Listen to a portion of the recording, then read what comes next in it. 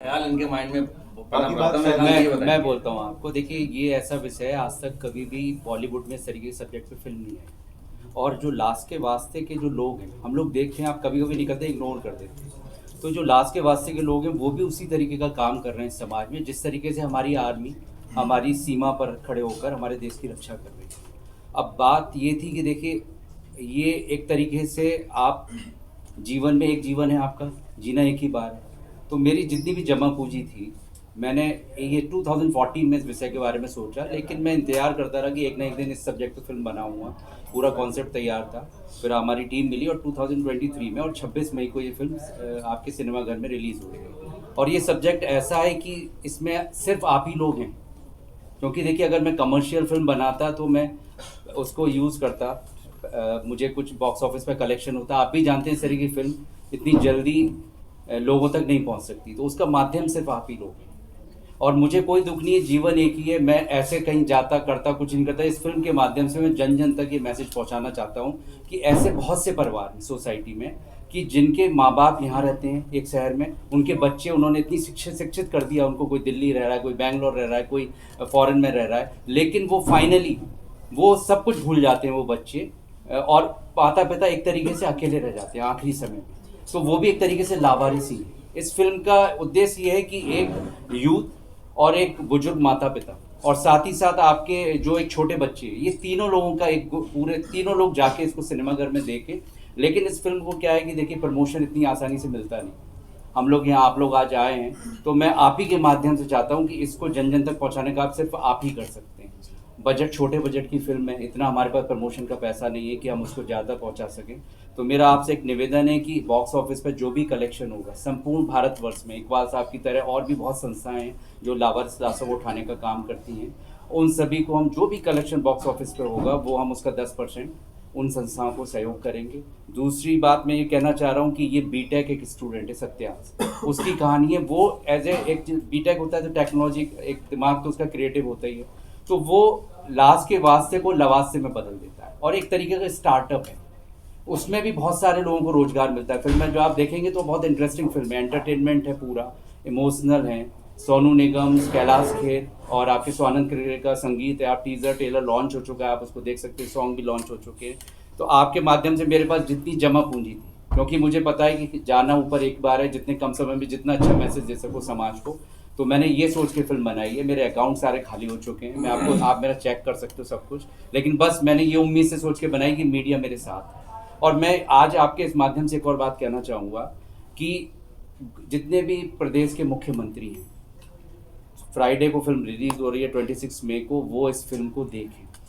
मतलब सोसाइटी को, यहाँ जितने लोग बैठे हैं, मैं आपको प्रॉमिस करता हूँ जब आप थिएटर से निकलेंगे तो सबसे पहले आप अपने पेरेंट्स को फ़ोन करेंगे। बहुत लोग ऐसे हैं जो दिल्ली में जॉब कर रहे हैं, आपके पेरेंट्स कोई बरेली में हैं, कोई रायपुर में, कोई कहीं रह रहे हैं। मम्मी फ़ोन करती होंगी आपको रोज़, पिता फ़ोन करते होंगे, लेकिन आप लोग फ़ोन नहीं करते। उस फिल्म को देखने के बाद आपको यकीन हो जाएगा ये फिल्म बहुत ज़रूरत थी इस समाज को। और जो घटनाएं हो रही हैं, कई पेरेंट्स जो लावारिस होते जा रहे हैं, हो सकता है इस फिल्म से देखने के बाद वो बच्चे अपने आप का व्यवहार अपना माता पिता के पीछे प्रति बदल लें। तो इन्हीं सब शब्दों के साथ मैं अपनी बात ख़त्म करता हूँ। और आपने मेरी बात एज ए निर्माता कि मैं दोबारा कोई अच्छे सब्जेक्ट पर फिल्म बना सकूँ, तो इस फिल्म का चलना बहुत ज़रूरी है।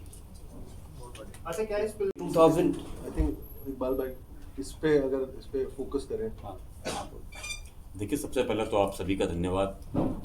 क्योंकि आपसे ज़्यादा बेटर कोई नहीं जान सकता है कि मैं एक जर्नलिस्ट रहा हूँ, और हम और आप जिस तरीके से संघर्ष करते हैं सुबह और शाम समाज को बदलने के लिए, उस बुराई को किसी तरीके से ख़त्म करके लोगों को इंसाफ दिलाने के लिए, आम लोगों को, तो यही काम हमने 2020 में शुरू किया था। जब ये कोविड पीरियड शुरू हुआ तब हालात पूरे देश के लिए ऐसे हो गए थे, लेकिन पूरे देश में पहुंचना हमारे लिए मुश्किल था।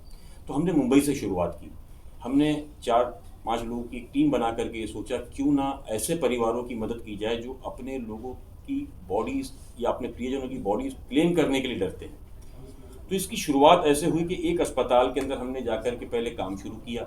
तो हमारे लिए चैलेंजेस सबसे बड़े ये थे कि बॉडीज़ तो परिवार लेने के लिए आता था कोई, और कई लोग नहीं आते थे, तो हम उनकी मदद के लिए जाते थे, लेकिन हॉस्पिटल्स के पास एम्बुलेंसेस कम थी, प्राइवेट एम्बुलेंसेस बंद हो चुकी थी, और प्राइवेट एम्बुलेंसेस के जो लोग थे वो बाहर आने के लिए डरते थे। तो एक बॉडी को लेकर के अगर किसी शमशान या कब्रिस्तान जाओ तो वहाँ कई घंटे लगते, तो उसकी वजह थी कि ट्रेडिशनल तरीके से सारी चीज़ें बंद कर दी गई थी डिस्पोज करना।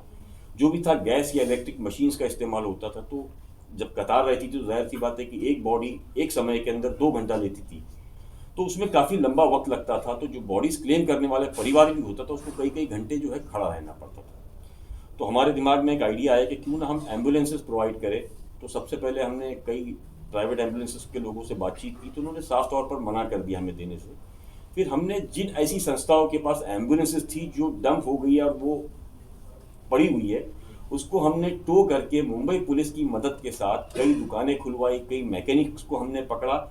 वो इस तरह की 8 एम्बुलेंसेस हमने पहले शुरू की और फ्री सर्विस हमने देना शुरू की, चाहे वो पेशेंट्स के लिए हो, बॉडी के लिए हो। तब हमें रियलाइज़ हुआ, शुरुआत में तो हम मुस्लिम बॉडीज़ का काम कर रहे थे, लेकिन जब अस्पताल में हम जाते थे तो कई बॉडीज़ पड़ी हुई होती थी। तो हमने सोचा कि ये बॉडीज़ किसकी है। हमने हॉस्पिटल से बात की तो उसने कहा कि भाई ऐसी कई बॉडीज़ है जिसकी फैमिलीज़ आने के लिए डर रही है। उनको ये डर है कि अगर हम आएंगे तो हो सकता है हम भी कुछ दिनों में मर जाएंगे। तो हमने प्रपोजल रखा कि क्यों ना सर हम आपके सहयोग से इस बॉडी का अंतिम संस्कार करें। तो उन्होंने कहा अगर ये करते हैं तो बहुत अच्छी बात है। उसका डर दूसरा ये भी था कि कोविड जहाँ परेशान कर रहा था, वहाँ अगर बॉडीज अस्पताल में पड़ी रहती है और उससे अगर महामारी फैलती है तो वो एक हालात कंट्रोल करना सबके बाहर की बात हो जाएगी। इन चीज़ों को लेकर के हमने पहले टीम बना करके ये काम शुरू किया और धीरे धीरे करके हमने पूरे मुंबई के अंदर 200 बच्चों की ऐसी टीम बनाई, 8 एम्बुलेंसेस। इस तरीके से ये काम शुरू हुआ था। आज जो आप फिल्म को देख रहे हैं, इसी तरीके के बाद में हमने जब ये कोविड कोरोना काल ख़त्म हो गया तो हमारे को ये रियलाइज़ हुआ कि कई ऐसी बॉडीज़ जो है वो पड़ी हुई है। तो हमने पूछा ये किसकी है, तो उन्होंने कहा कि ये अनक्लेम बॉडीज़ होती है मुंबई पुलिस और रेलवे पुलिस के पास, जिसका कोई होता नहीं है। तो हमने मुंबई पुलिस के लोगों से बातचीत की, उनके आला अधिकारियों ने हम पर एक विश्वास जताया और हमको एक लेटर दिया कि क्यों ना मुंबई पुलिस के लोग जो है वो आपको सपोर्ट करेंगे।